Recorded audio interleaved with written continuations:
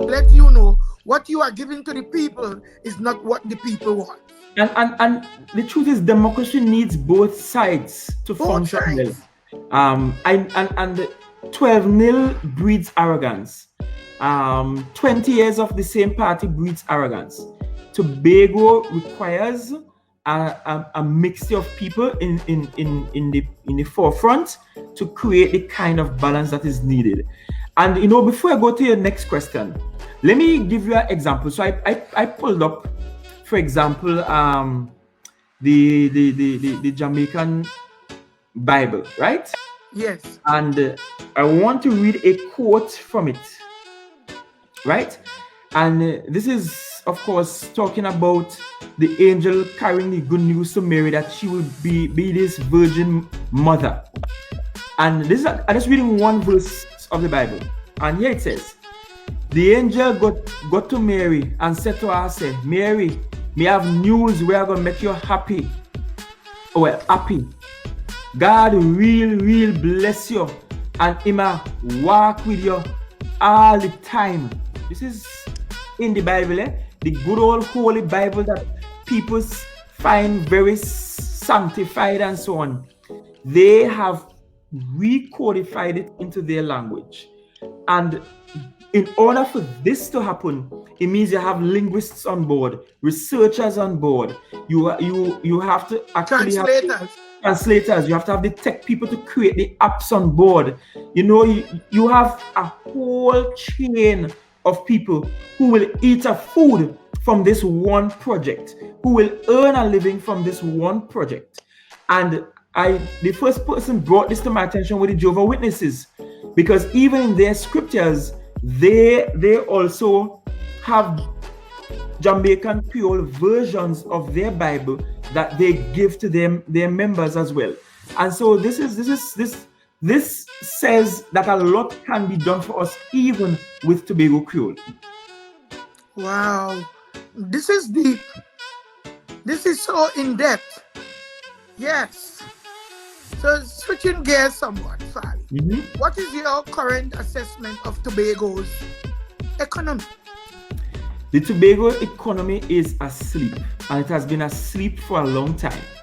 I often say to people that in many ways that heritage symbol represents the state of the island. It is as if we are forever pregnant, but never giving birth to our potential. So we're here with the big belly, going through labor pains year after year after year after year, but we somehow cannot give birth to our potential. They're not even taking a C-section. Not even a C-section. Our economy is asleep. It's not dead, because for it to be dead, it had to have been alive. Hey. Right? Our economy is just there, waiting to be birthed. And the problem with our economy is that we do not have an independent economy in Tobago. We have an economy that is more or less dependent on subsidies from the central government, one, and two, from whatever we get from tourism. And tourism has been failing for quite a while on the island of Tobago. Now, let's explore those two areas. If any state is to develop only on subsidies, it could never go anywhere. Think about all of those states within the US depending only on monies from the federal government in order to develop its state. Then California will not get most of its projects done. No. New York, nor would Florida. And so what happens in any jurisdiction where you have regions that are at least semi-autonomous is that these regions tend to develop independent economies. So the economy of California is larger than most countries in the world. In fact, California's economy, if California was a state, California will have an economy that will be within the top 10 largest economies of the world. That is a fact. And so what has to happen for Tobago is that Tobago has to create an economy that is firstly independent of national subsidies. an economy where we can fund our own budget. And for that to happen, we have to get to work. We have to begin to put our people to work. We have to create a tourism sector that is no longer dependent on sun, sand, and sea, See, and even text. That is all the tourism model. We should not be competing with the rest of the Caribbean to show the world who has the best beaches or who has the whitest of white sands or the shallowest beach. No, we have to go beyond that. We have to now start diversifying our tourism product to one where, for example, palliative care is part of the tourism product. And this is something the PDP advanced in the last election, that we could have the seniors, the elderly from around the world, people who are terminally ill, saying to themselves, I am going to retire to Tobago. I am going to go to the best clinic for cancer. I'm going to go to this clinic. I know I'm going to die, but I'm going to go to this clinic in Tobago. this best rehab, This best rehab, because yes, I'm a celebrity and I am drugged up, but I'm going to this best rehab because this rehab is located where I see only trees and beautiful birds and I hear the wildlife and babbling brooks and so on. Tobago can offer that. That is diversifying the tourism sector. We could diversify the tourism sector by looking even at the not just health tourism, but sport tourism. This has to be the future. We have to monetize the Dragon Boat Festival and utilize the Dwight York Sporting Complex, build an indoor sporting complex. After all these years, we can't keep a netball match if rainfall or a basketball match if rainfall because everything is outdoors. So we need to begin to diversify the tourism sector. If it is, we are to create an economy that is big, that is independent, an economy that can stand on its own, an economy where in times like these, like this COVID time where economies around the world are falling flat or going into recession, that we can bounce back regardless of what is happening in Trinidad and regardless of who is in power in Trinidad. That's the kind of economy that we need. Yes. Education. That's right. We're getting it tonight. Yes, Did yeah. anybody miss you the last time? Oh, they are getting it tonight, and I'm so proud and happy that we have this kind of platform that we could draw people to sit, to listen, or to even be on the chair to answer questions, because we are about to expand. I'm not getting any response from the People's National Movement, the party that I supported for all my life. But what's up? It doesn't matter. If they're not ready They'll come around closer to the election. well, if they're not ready to speak up, to save themselves and to put themselves in line to deal with the young people. Remember, the young people with real issues, they are not listening to politicians right now. Number one, when news going on, and you will see my brother buddy, and you will see wife sit down. The children not watching news, you know. No, The you're right. block down in Argyle still active, you know. The young people and them coming together with their own conversation and their own life. They're not listening to the news. They're not listening to any prime minister. They aren't listening to Carlin Burke or whatever is the name in Burke. He should. I don't know what's going on. They're not listening to any PNM or even listen to PDP. They're on their own mission. Yeah, they are. They are on their own mission. So is Tobago economy too dependent on public funds? Why is that? Yes, it is. So that is the case because the largest employer on the island is still the Tobago House of Assembly, or by and large the government of the Republic of Trinidad and Tobago. So between 60 and 70% of the island has some form of employment from the state. Either they are employed through the THA, or they're employed through the central government in ministries like Ministry of National Security and so forth. That is not healthy for any economy, because with such a large payroll, it means that the THA becomes the sole drive, easily becomes the sole driver of the economy. If the THA stops building things on the island, then the economy of Tobago will fall below flat. If the THA should run out of money and they can't build a new building or pave a new road or pay service providers for tents or pay caterers, you ask most successful businessmen and women on the island of Tobago, and they will tell you, if they are honest, that the basis of their success comes from contracting services to the state, to the THA. That is a sign of the state being too dependent on public funds for managing its economy and managing its affairs. What has to happen is a lot more public-private partnerships. So, for example, if I was Chief Secretary, then Manta Lodge will not be just renovated by the state. The state already made this big purchase, spent millions on it. We spent $32 million on 2 hotels, and now the state is looking to spend a further $10 million on Manta Lodge alone. The point is, why can't we get the private sector involved to make some of these kinds of investments and to take on some of the risks to be had? The state should not be taking all of these investment risks. The private sector has to step forward. And no economy can be strong without a strong private sector. And for us in Tobago, the way to build out the private sector is not necessarily the traditional way, but to go through the route of what we call social enterprise or community enterprise or community businesses.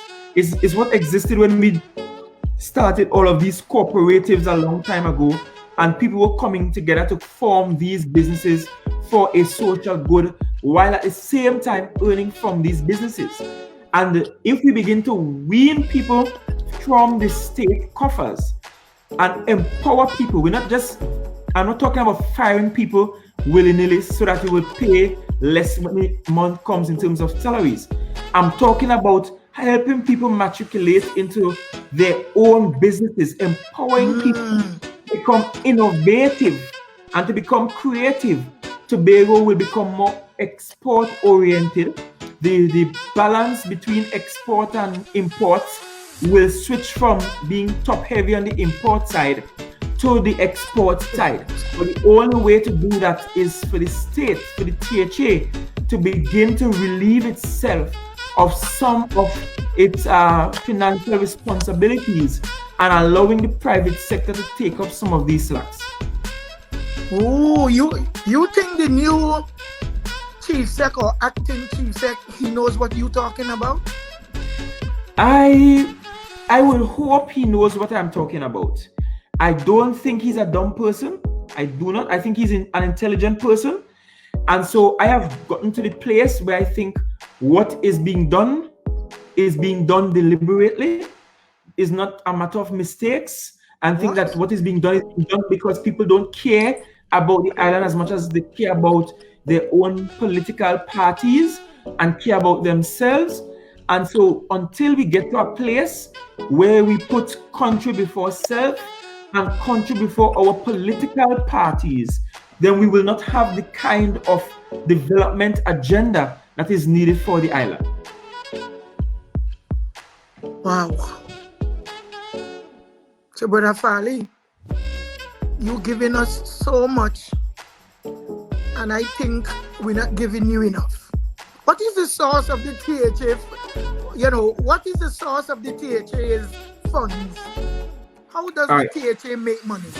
Right. So every year the THA gets a subvention from the central government.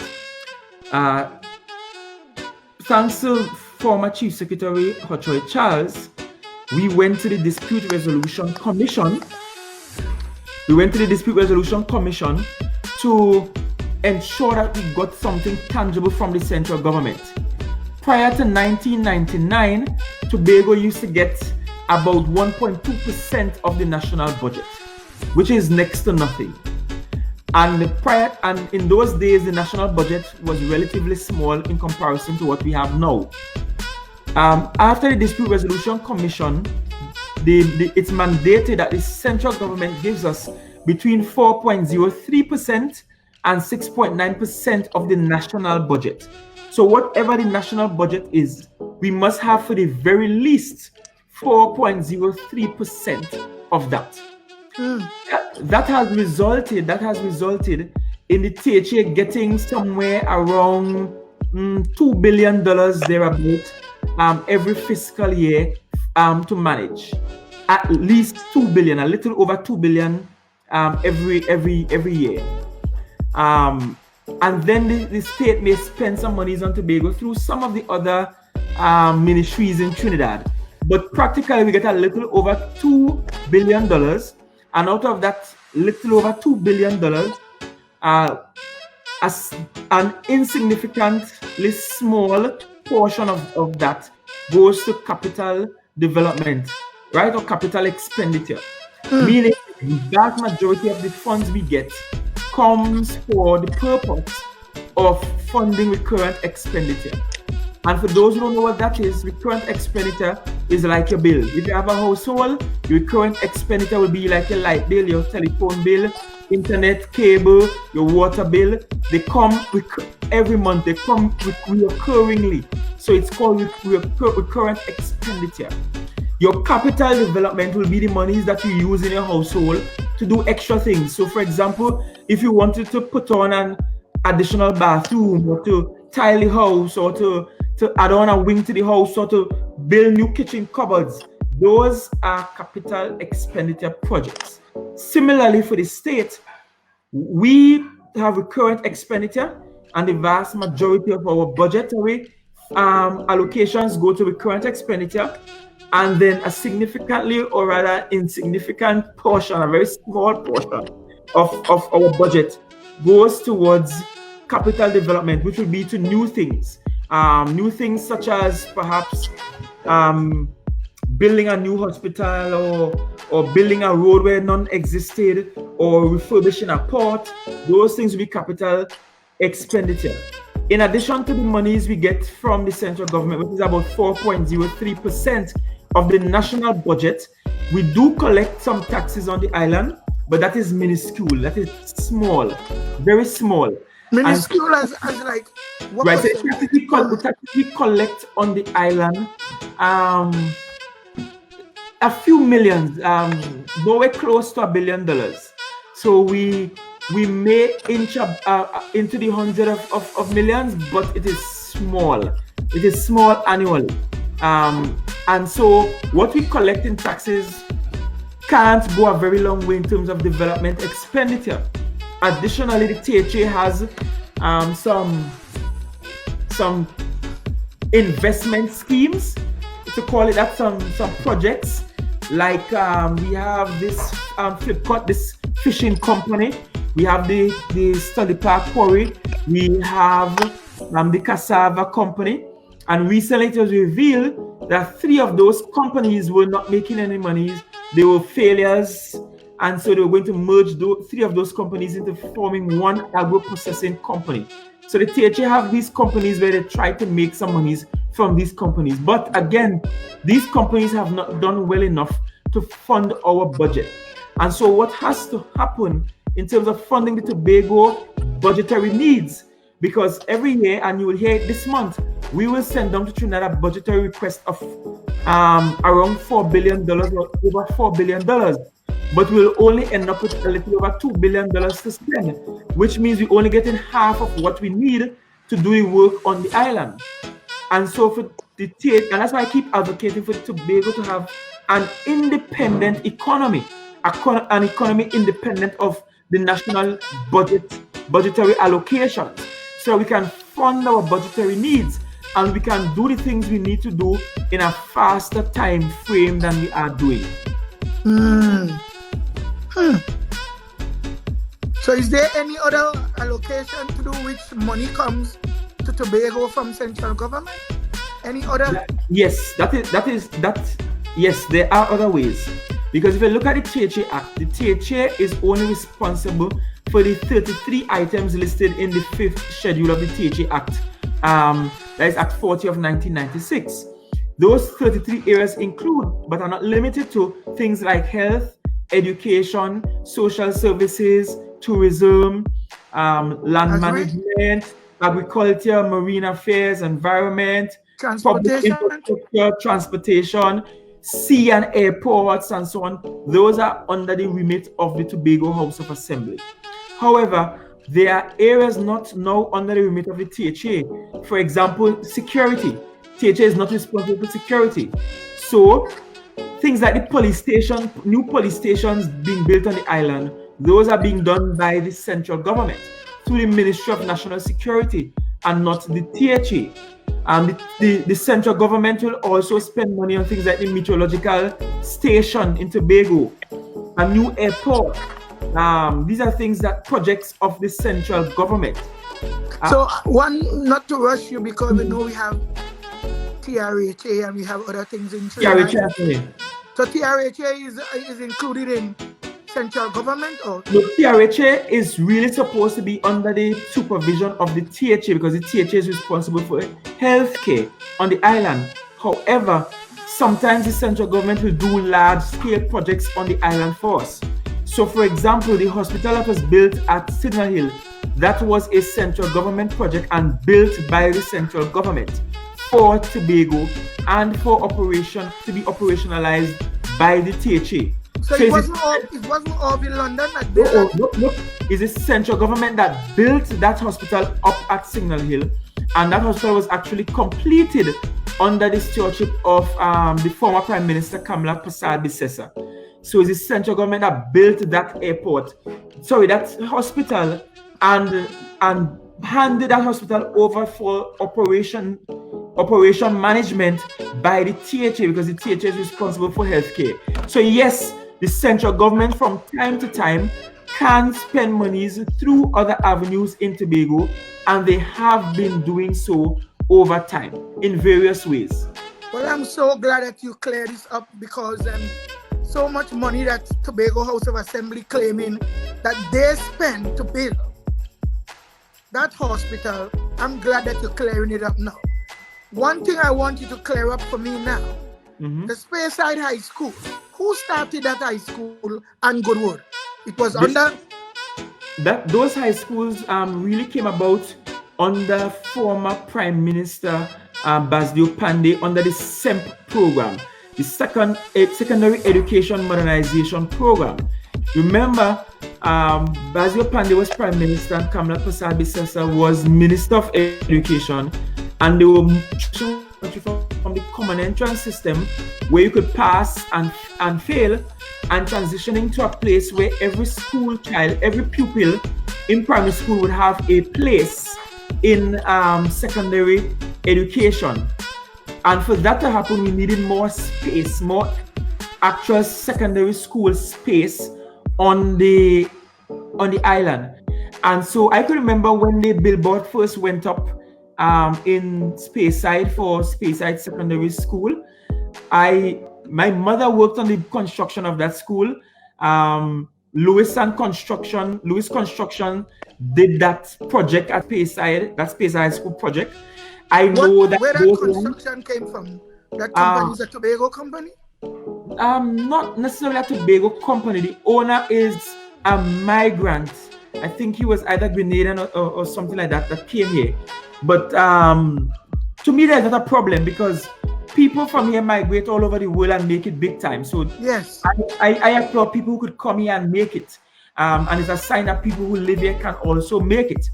But the point is that program started under Basdio Pandey and some of it finished later on under Patrick Manning. And so it's that kind of continuity that we need.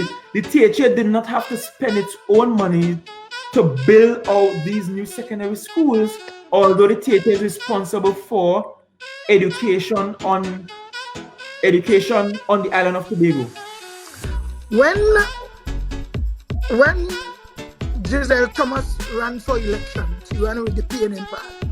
Correct. And Orville London that is when I stood up in the party and staring him in his face because he was there in Goodwood, taking all the credit. I'm not speaking as enemy because we're getting into some deep questions now. When he was cheering on and taking all the credit for Goodwood High School. Was he right to do that? No, he is not right to do that. Now, the THA has a role to play.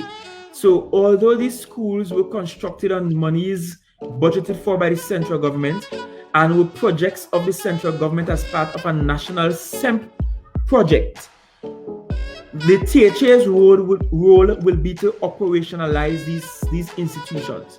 So the THA had to do the staffing. The THA would have done some contributions in terms of furniture and appliance and equipment and so on for these schools.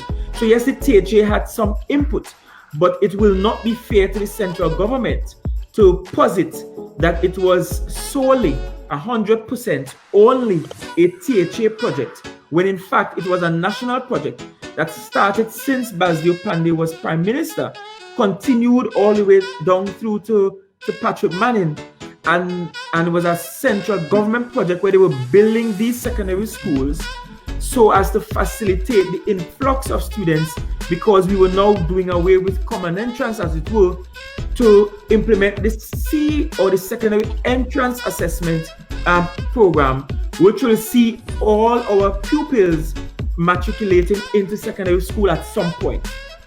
So did the introduction of these two new high schools put any pressure or defacement on Roxborough Composite School? Did Roxborough Composite School improve, or the standard drop, or they're doing a level? What's going on with Roxborough Composite, which was the only school? Well, Roxborough Composite School, which is now Roxborough Secondary School, Roxborough Composite School has been through some highs and some lows.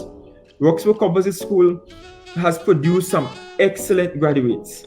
I know several luminaries who are graduates of Roxborough Composite School.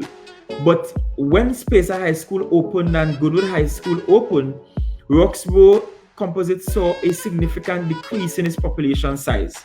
And I could tell you that it reached a point where Spacer High School, where I taught, had and I think still have a larger student population than Roxborough Composite or Roxborough Secondary, although Roxborough Secondary has a larger physical plant. Roxborough has significantly more space than Speyside High, but Speyside High had a larger student population than Roxborough Secondary. And for a while, the performance of the students there weren't up to par. But I am happy to say tonight that we have teachers at Roxborough Secondary who are really trying hard. And the school is trending upwards. The school is producing students who are performing well. The teachers are dedicated and working hard, and the teachers are being creative. I even look at I see them doing good agriculture there. I see them doing good agriculture, yes, and they're also doing well in athletics and so on. The students are a lot more confident in their school and in their teachers, and so the school is on an upward tick, and that is a good sign. But I guess, like any institutions, sometimes it will have some down moments. But at this point, I believe that they are beginning to regain their stride and they are walking much more confidently. So let us get into the amount of monies. You are around there, but you're not in the money line, but you are in the opposition. I've been asking for the past 3 or more years. So I'm asking if Sister Kamala Bissessa can tell the people of Tobago how much money she has given to Tobago in the time that she was Prime Minister, because it seemed like PNM coming out now with a bang, claiming that she wasn't giving them money, no matter how they ask you for money and stuff like that. Has she given more money up to this point to Tobago than the present government, or less? What is going on?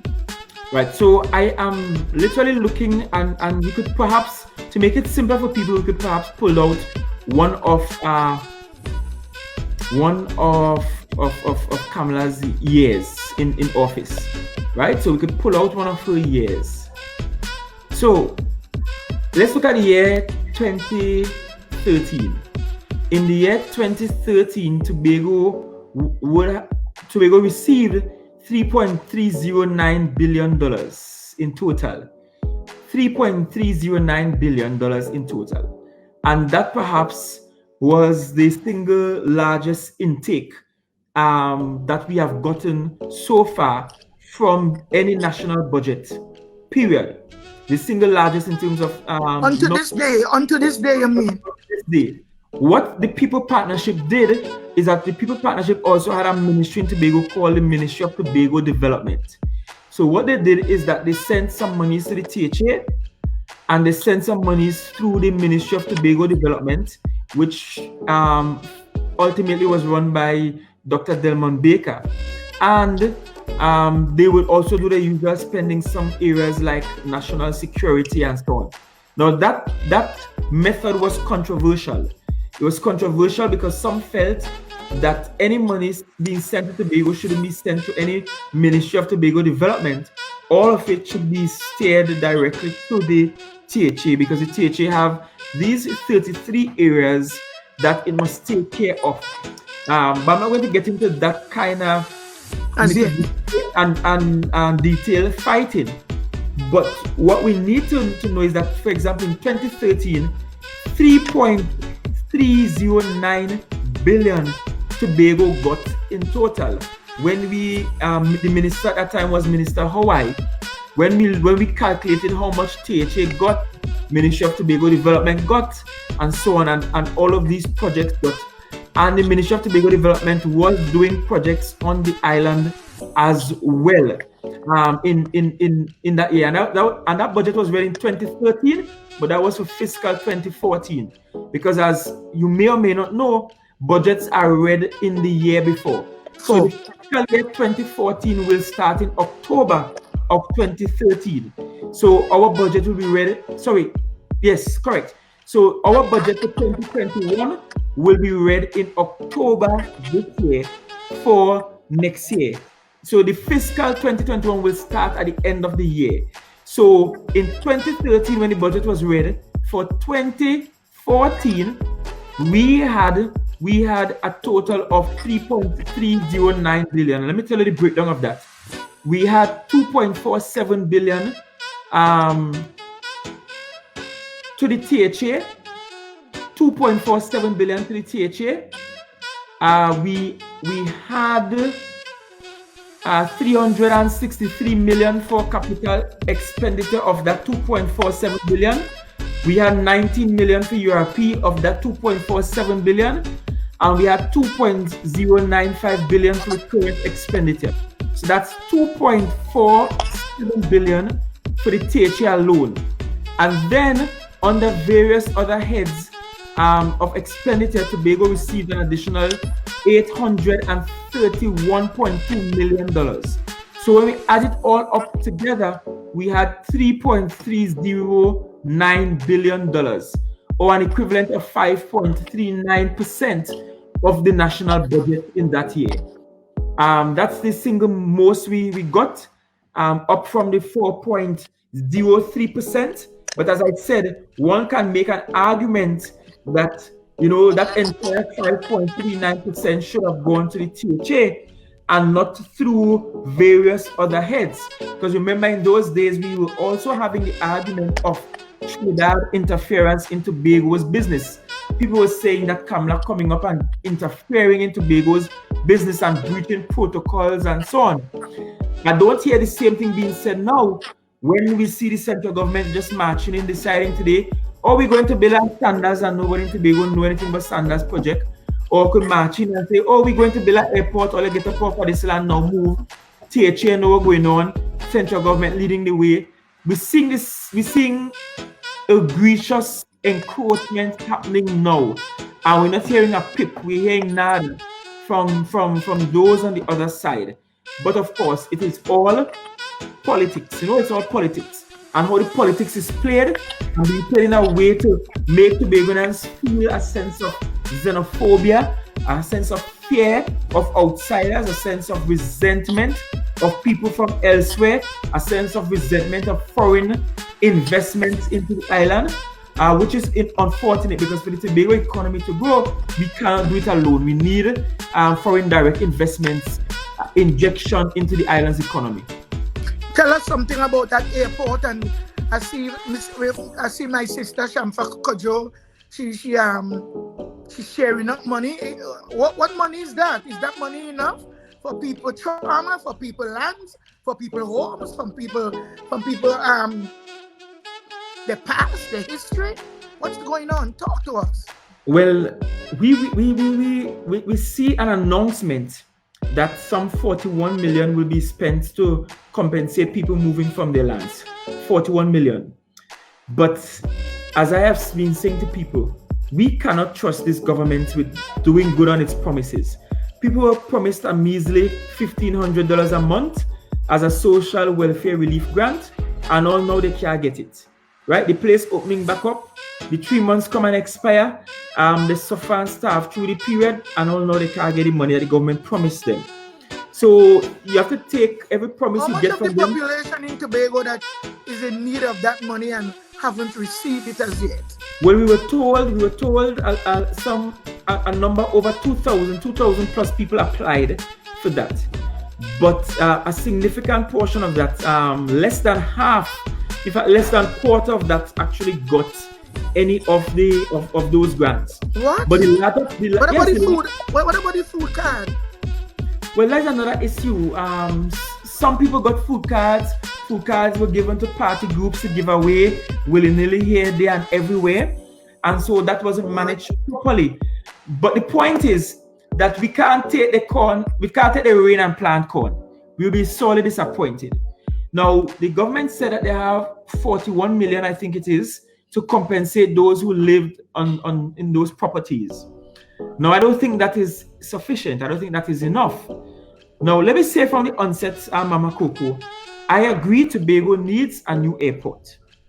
I need to say that because I think people that people who are critical of the process do not want a new airport for Tobago. That is not the case. Almost every Tobagonian would like to see Tobago have an airport that is of international repute, an airport that looks and feels like an airport anywhere else in the world. Our airport should not look and feel like a shack. Because our airport is of impression. Can we hold 1 minute? Sure. I don't know. Do you know how much money was spent to refurbish that airport? You remember there was a time when they was doing big work on the airport? Right. So I don't have that figure offhand, but we spent tens of millions on refurbishing the airport. In fact, hundreds of millions refurbishing the airport. The current one that when you want to remember, your memory can bring the time. Right. So some work started under Patrick Manning, never was completed. In fact, Patrick Manning came and turned the sod for a new airport terminal in about 2006, but we never got that new terminal. And then the same Kamala Prasad predecessor would have spent some money on helping to sprucing up the airport terminal. That also included building the new meteorological center. The money, so that project was basically built, but it was opened by Dr. Rowley, right? So we spent some money on that. Where the money came from? From central government, of course, not THA. So that's the next central government input. But the problem with the airport expansion that we're having is the lack of transparency. We are yet to get a justification for why we need all of those lands. 1. 2, the THA had a design for a new airport terminal that would not require removing from their lands all of these people that they are now trying to remove. Now remember, you're not just moving people, but you're moving families, you're moving community ties, you're moving heritage and history, you're moving a community, right? And so the question is, what happened to those old plans by the THA since Hochul Charles' time for an airport that did not include moving all of these people? And if those plans are now outdated, why can't we update those plans? We live in a world where things are now going vertically instead of horizontally. And so we also live in a world where airports will have trains underground and pieces going underground. So the options are limited. So you're trying to say that we are not convinced. the footprint that they want is too much. The footprint is suspiciously large, right? The footprint is suspiciously large. Let me put it that way. And so people have a right to query what their plans are. Additionally, we have to pay attention to the fact that we're not getting full transparency with this project. Yes, we saw a video simulation of what an airport will look like, but we have not seen detailed planning for this airport. We don't know what all of this land will be used for, because we are talking about scores of acreage that will be, initially they wanted some 86 acres or something like that, and then they reduce it somewhat to 50 something acres. But the point is, what are we planning to do with all of this land? Are we planning to build the airport and then build hotels close to the airport and then have casinos and places of entertainment close to the airport? Because you will appreciate, as a world traveler, that airports around the world are no longer about just going to catch a flight. Airports have several amusements as part of the airport infrastructure. But at least be transparent with people. Let people know what your plans are. Governance has to be the art of negotiation. Governance has to be sitting with people, being honest with people, saying to the people, look, this is what we plan to do, and even offering the people who live there a part of the airport investment. So perhaps what could come with the package is ensuring that some of these people who are being moved will include people who can operate some of the concessionary businesses within the airport, who can offer the businesses in the airport. We will be closing down several little villas and guest houses and apartments to build this airport. Is there room in the airport development that these people can now come together and form a committee and form an organization and own all boutique hotels and so on nearby to the airport, so that when you have these international flights coming, the flight attendants don't have to always stay by Coco Reef, but they can stay by some of these locally owned hotels too. So another big question is, what kind of creative inputs can we have for the people who live in the area who are now being displaced in this new airport? I also have a problem with the timing. This government had 5 years, but you're coming and trying to move people in the space of 1 year, in the space of a few months. And so that cannot be good for any family. Some of these people have mortgages that they're currently paying, trying to pay down by the bank. The bank still want their monies. So even if you are to now move them, their mortgage payments doesn't cease immediately, and they cannot tell that they will get their monies on time. Plus they may have to use the money that you give them to refinance or to rebuild, and not only that, and to rebuild, so they could get money to rebuild. And it will take time. You can't rebuild a house in 1 day. If you understand what I'm saying, you can't move today and rebuild the next day. And home ownership in Tobago is very expensive. So it's not a case where they could just easily move from where they live now and just buy a new house somewhere and live. It's not that cheap. It's mental manipulation there. Thank you. And so I believe that the management of this project was poor. I believe that the government did not reason. The Bible says, come, let us reason together. Sit with the people and reason with the people. You can't tell me that someone just won election, first term, and they build such a massive house with pool and horse stable. Excuse me.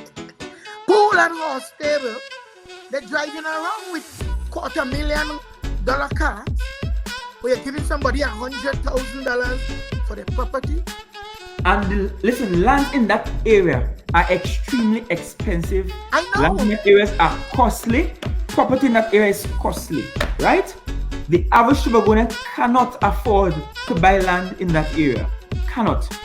And so to move them and pay them under market value is a tragedy, is a ripoff, it is theft by the state, it is state-sponsored theft, and so that should not be allowed to happen. Pay the people fairly. Now, every Tobagoan will tell you we want to have a new airport. We want an airport that looks good. We want an airport that when BA or Virgin land down in Crown Point and they come in, we could feel proud.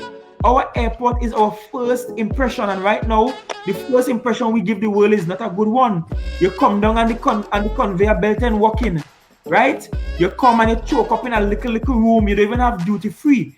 You have one shelf selling some cheap rum. Call that duty free. So what we have now as an airport is an embarrassment by international standards. So we need a new airport. However, we must be transparent with the project and we must not operate as if it's a land grab. I am suspicious that it is a land grab happening. I am suspicious that we will wake up one morning and we will see outsiders and friends and financiers of the government owning the lands that belong to our family members while we stretching the ass in trying to live someplace else that they give it, right? And that is not fair. Be fair, be reasonable, give people a reasonable time frame, but above all, sit down and negotiate in a real and honest way with people. People are reasonable and people will sit down and be reasonable. The Prime Minister is Tobagonian. Why hasn't the Prime Minister come to Tobago and said, okay, I'm going to sit down and talk with the residents in Tobago and not with PNM, but with everybody. With them. That is not too hard for the PM to do. I mean, he's a servant of the people. Come and meet with the people. And it's not enough for the MP for Tobago West to talk glibly about having $41 million to compensate people. That is no Has money. she sat and spoken to the families? Has she heard their real complaints and the crisis that they are now enduring? I have listened to people cry in meetings because they are on a mortgage. They're thinking about having to pay that mortgage, having to now go and rebuild somewhere else in a short space. Colleges abroad. There are children studying. Their money tie up all over the place. I mean, on some family lands, we have 2, 3, 4 houses built in one compound. You know how we have built traditionally. Everybody in the family build and we have one extended family yard or compound. Yeah. We have all of these scenarios operating here that requires a human touch. Governance requires a human touch. The caring touch. I have seen one bedroom apartment selling Crown Point for $1 million. Yes. I've seen online over $1 million for 1 bedroom and 2 bedroom apartments. I was looking for a place where a Dr. Duke could open up an office. And I'm telling you, I've never knew that Tobago real estate get to that point. I was stunned. Yes, Tobago real estate is in a terrible state. And one of the things that we have to do to fix that is state intervention.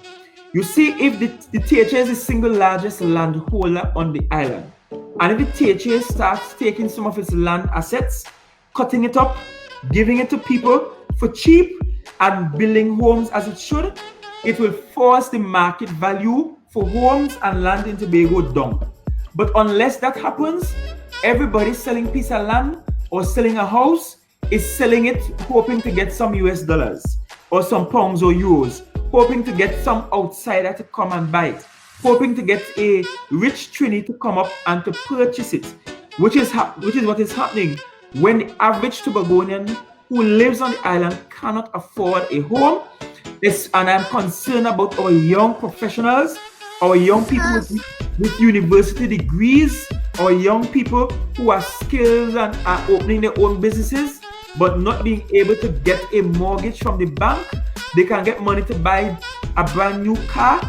They could get money to give to Massey and Toyota and Ansa Motors to buy all them lands out there to buy fancy cars, but they're not getting money to buy lands from the banks.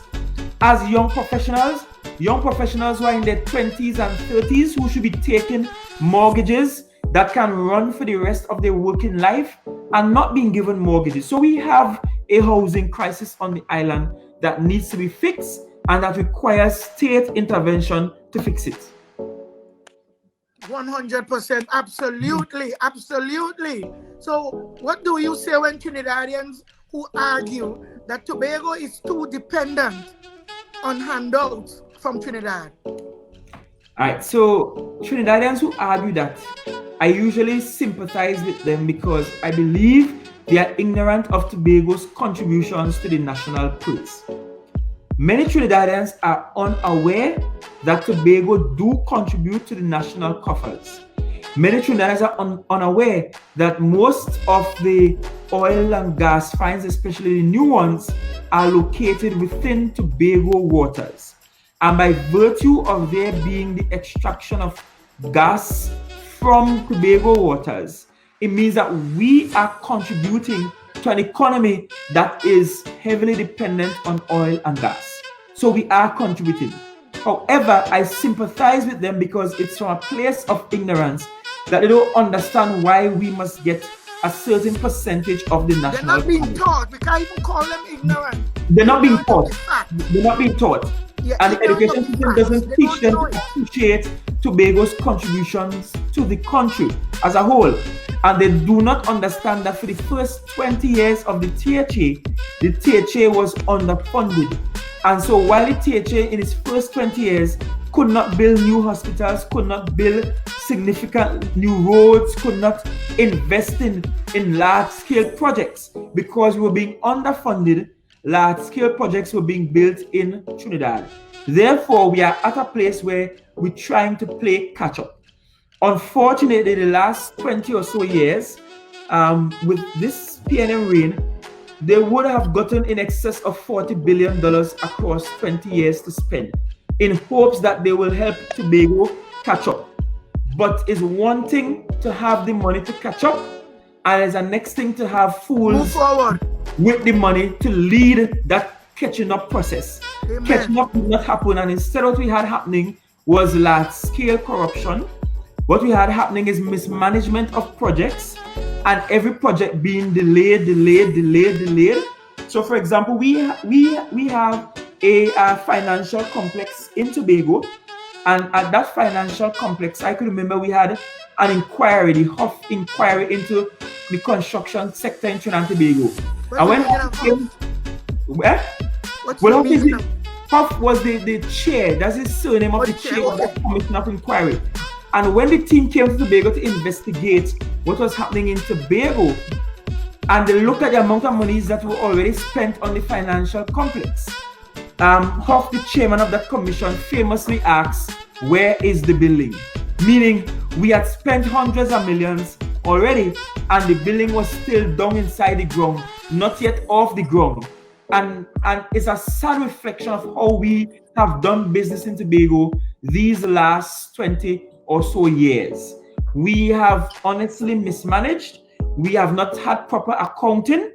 And I say to people, if I go to Speyside where I'm from and go by Miss Maisie's shop, Miss Maisie Parlor, I'm sure I could find some copybook or some notebook where she has written down from the time the parlor opened all the goods she purchased, how much she sell every day, who owes she money, who trust she and pay. You know them old shopkeepers stop. Cindy Duke have books from my shop and from my store of people who they haven't paid me up to this day.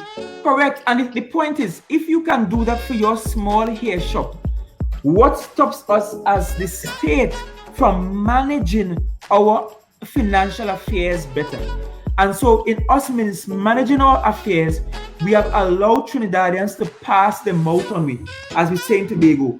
We have given them a reason to pass the mouth water on us. Right? Simply because we have mismanaged what we have. Things wasn't done with the balance to claim that an audit will come. We have to have things in order. Legally, we must have some auditing done by the Auditor General's office. But the Auditor General's office is slow in giving us audited statements. So we are many years behind on having audited statements for the Tobago House of Assembly. But I can tell you every single Auditor General's report that I have seen has shown an adverse opinion from the Auditor General, meaning the Auditor General is saying that he or she cannot verify the expenditures, the savings, the nothing of the THA, because we do not have sufficient paperwork, paper trail to verify how we do business on the island.